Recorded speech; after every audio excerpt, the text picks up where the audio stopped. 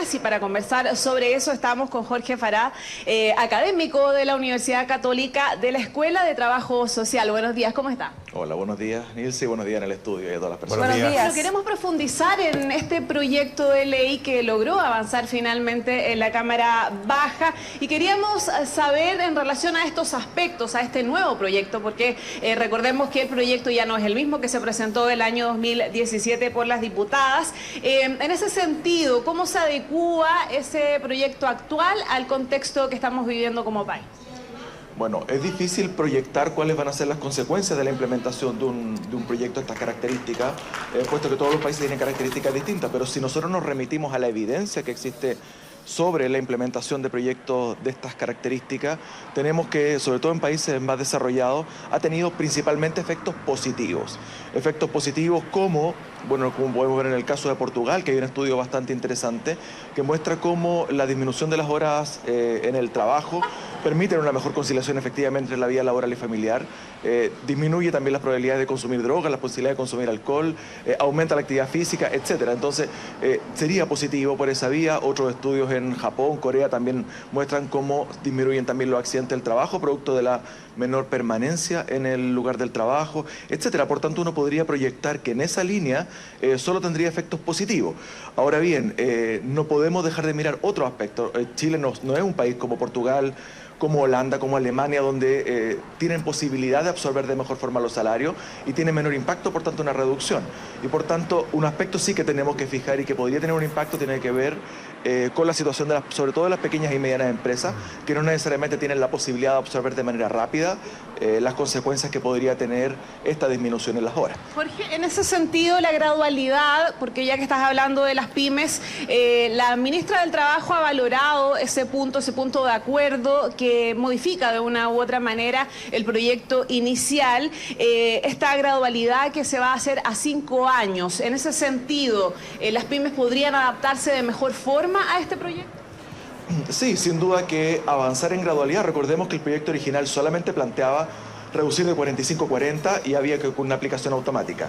La gradualidad en las pymes, en aquellas, hablemos más que de las pymes, de las empresas que tienen un ingreso menor a 75.000 UF, con un plazo de 5 años para ingresar en régimen, va en el camino correcto. Ahora, yo creo que no es el único camino que habría que seguir.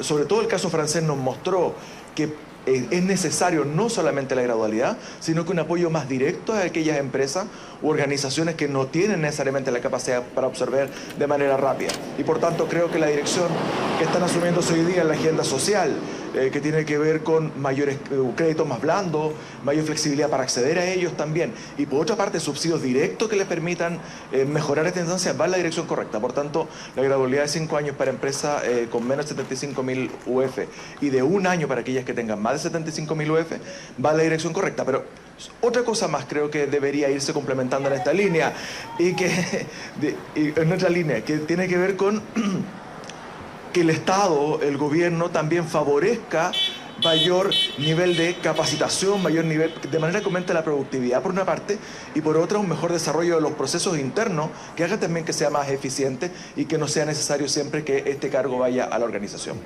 Sí, Jorge, ¿tú querías hacer una pregunta? Sí, gracias, Nilce. Jorge, otro de los aspectos que había promovido el gobierno en su propio proyecto y también se intentó por parte de algunos parlamentarios incluir en este proyecto es el tema de la flexibilidad, que pudiera ser negociado por parte de los trabajadores de manera individual, algún tipo de régimen a nivel mensual, por ejemplo, o incluso trimestral, a que les pudiera dar efectivamente flexibilidad, acumular en 4 días de la semana y descansar uno adicional, digamos. Ese tipo de elementos, ¿es posible de incorporar realmente, dadas las características que tiene el mercado laboral en Chile?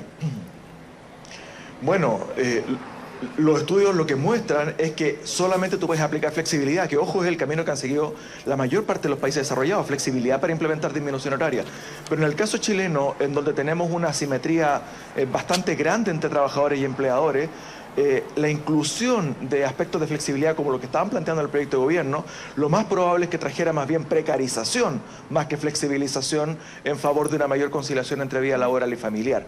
Y bajo esa lógica, me parece a mí también que en función de las características del mercado laboral chileno, solo se pueden empezar a incorporar instancias de flexibilidad en la medida que hay un trabajo paralelo, profundo, en la línea de mejorar también las condiciones entre trabajadores y empleadores.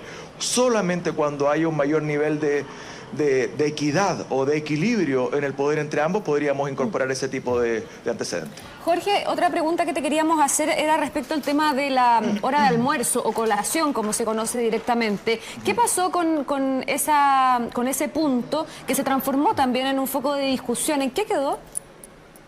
Bueno, la verdad es que yo creo que cuando se planteó este proyecto e incorporó esta cláusula que decía que se iba a considerar como trabajada a las horas que efectivamente tuviesen trabajado y que eso quedaba subsumido por tanto a las horas de almuerzo, la verdad es que yo creo, pero esta es solamente una impresión, es parte de mi análisis, que yo creo que siempre supimos que no había mucha posibilidad que ese artículo pasase porque significaba que en la práctica hubiese una disminución de la jornada laboral de 45, incluso que podía llegar hasta 35 horas. Y eso la verdad es que es demasiado amplio, no hay flexibilidad ni mercado que aguante una disminución así.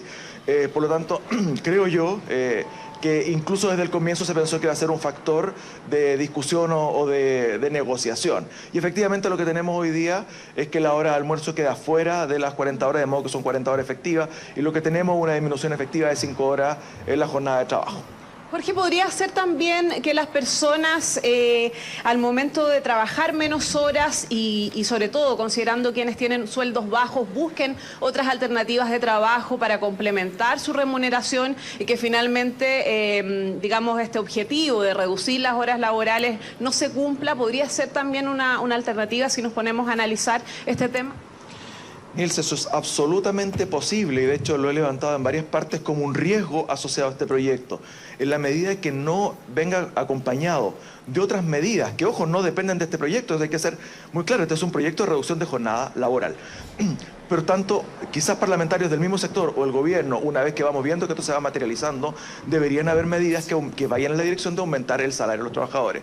Si no, lo que vamos a obtener muy probablemente es personas que, dado que tienen esta disponibilidad horaria extra, terminen destinándola a otro tipo de trabajo complementario. Y esto no es solamente un tema de impresión. Si nosotros miramos los datos de la propia Encuesta Nacional de Empleo del INE, que el último dato que recogió fue el año 2016, donde hacía preguntas de empleo y lo comparaba con el ingreso, el 26% de las personas declaraba que tenía, o sea, que si pudiese, trabajaría más horas, a cambio de mayor salario. Y eso es un dato muy alarmante en el caso chileno, que podría transformarse finalmente que tengamos jornada más extendida con mayores salarios, pero no se lograría el objetivo final del proyecto o su propósito, que es una mayor y mejor conciliación entre vida laboral y vida familiar.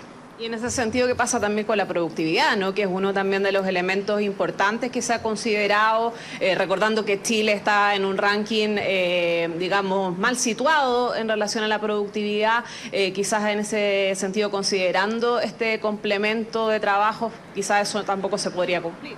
Claro, ahí tienen que haber medidas de productividad. El gobierno ha llamado a la Comisión Nacional de Productividad para estimar cómo este proyecto podría impactar, cómo este o cualquier proyecto podría impactar la productividad. Y es indudable. Ahora, yo creo que proyectos de estas características impulsan también cambios en las sociedades. En ese sentido, las políticas públicas tienen un rol no solamente de leer lo que pasa en la sociedad, sino que también movilizarla hacia espacios, hacia escenarios mucho más deseados por nosotros. Y eso inevitablemente va a tener que traer aparejado, en la línea de lo que tú preguntas, políticas para mejorar la productividad, ya sea desde la perspectiva de la capacitación, con capacitaciones más efectivas, con muchas más horas y mucho más dirigidas a la naturaleza o el core de cada uno del negocio de las empresas, y por otra parte otras medidas que, como señalaba en un principio, tienen que ver también con el mejoramiento de los procesos internos de las organizaciones que permita que podamos obtener los mismos productos o más producción con menos horas de trabajo. Muchas gracias, Jorge, por tus respuestas. Claro, un tema que va a seguir seguramente en debate. Lo positivo es que finalmente avanzó, ¿cierto?, en la Cámara de Diputados. Vamos a ver qué pasa en el segundo trámite en el Senado.